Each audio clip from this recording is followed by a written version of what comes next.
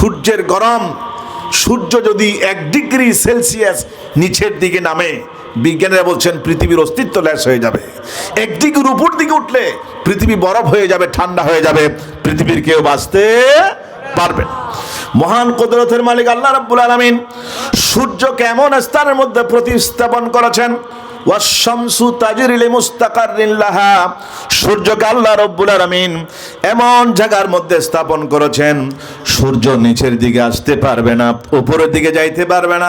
বান্দার জন্য, বান্দাদেরকে বাঁচার জন্য আল্লাহ পাক সূর্যকে যেখানে রাখা প্রয়োজন ওই জায়গার মধ্যে রেখে দিয়েছেন। রব্বুল আলামিন বলেন, আমি সূর্যকে আর চন্দ্রকে, 7 আসমানকে শূন্যের মধ্যে বাসায় রেখেছি।